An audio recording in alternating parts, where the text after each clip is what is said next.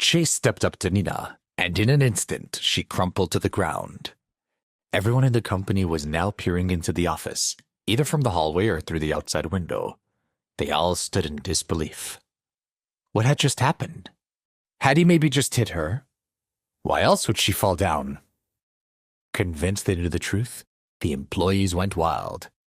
Had Chase really just hit Nina Chen, vice president? Who did he think he was? Not only was she the vice president, but she was Mr. Lee's girlfriend. If Mr. Lee heard about this, he would surely tear Chase limb to limb. Nina herself was a mixture of angry and elated. Her fall had the desired effect. She got up from the ground, pointed at him, and slapped her hand on the desk. "You dare to hit me?" She shouted loud enough for everyone to hear. Chase's eyes were wide with fury. He walked over to Nina threateningly. Behind him, Celia was pleading him to stop, but he couldn't hear her. He was in a blind rage. He grabbed Nina's wrist and held it down on the desk. Nina continued to shout at him. "You dare to touch me? I'm the company's vice president. Gordon will see to it that you're punished." "Touch you?" Chase said with a horrifying grin. He couldn't believe her audacity. For slandering him as well as harming his wife. She tried to pull away, but he was too strong.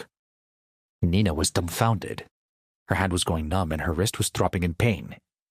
He showed no signs of letting up. She started to shout at the top of her lungs. "Let me go! You're a dead man, you and your wife. I will make you pay double for what you've done today." "Got it," said Chase, unfazed by her threats.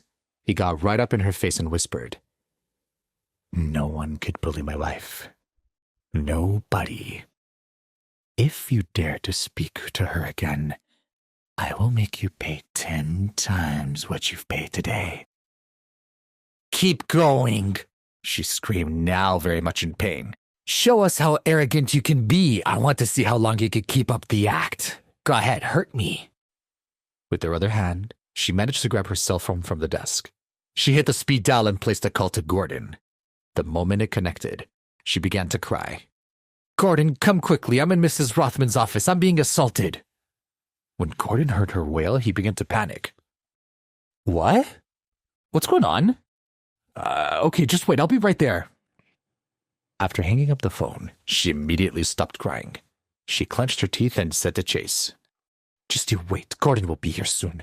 I'd recommend leaving now if I were you. You don't want to be here when he arrives." Chase's expression was cold. He did not say a word. Celia, on the other hand, was beginning to worry. She knew that Gordon's arrival was bad news. If he got involved, she would surely be punished, and Chase, well, she didn't even want to think about it. She'd been working at the company long enough to know how influential Gordon was. He had been at the job for a very long time and knew a lot about people. Plus, he was very protective. If he saw that Chase had hurt Nina, he would definitely be angry. Although she knew that he was trying to protect her, his actions were too harsh, too impulsive. "Mrs. Chen, please," she pleaded. "I'm sorry. We shouldn't have done anything to upset you. Please forgive my husband.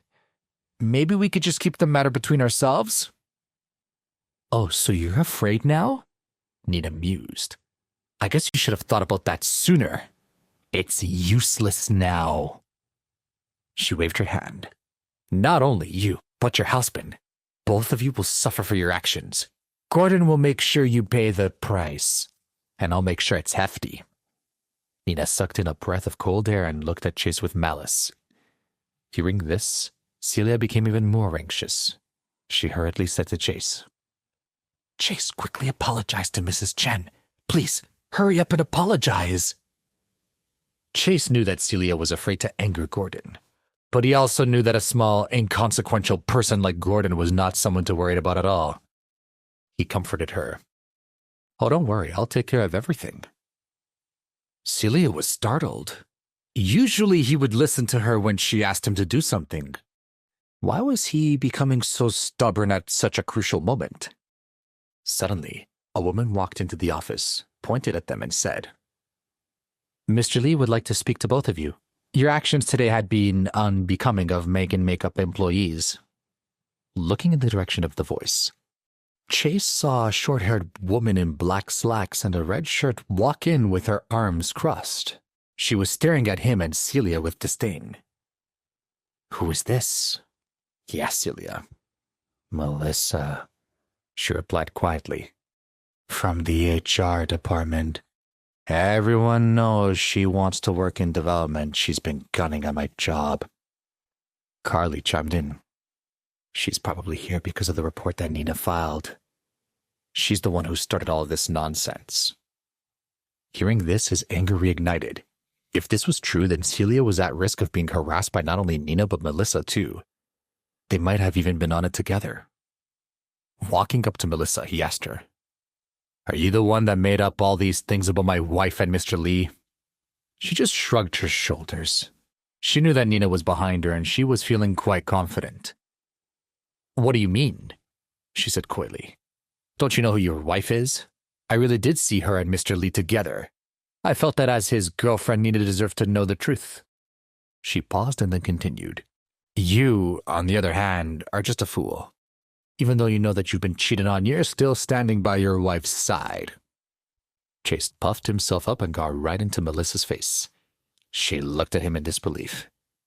"Are you trying to threaten me?" "I've said it before, and I guess I'll say it again. Anyone who harasses my wife will have to answer to me," he said angrily. He began to lean in so that Melissa had to stagger a few steps back. He then walked right back up to her face, towering over her. He did this a few more times until Melissa was truly frightened. She wanted to say something, but the words wouldn't come out. It was frightening. He wasn't how she remembered him. But Melissa wasn't the only one to review their impression of Chase today. Carley was dumbfounded. Chase's actions today were impressive. Terrifying, but impressive. She'd only sent him the text message hoping that he'd come to take Celia away from the office. Who would have thought that he'd take on both Nina and Melissa? She was also worried about Chase and Celia's safety. After some thought, she quickly walked to the corner of the office and sent a message to her father. "Dad, I'm facing a little trouble at work. Can you send someone over right away?"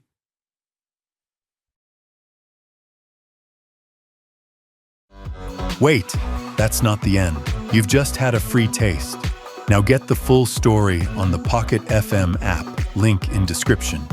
Check out our next video and playlist, and don't forget to like, share, and subscribe.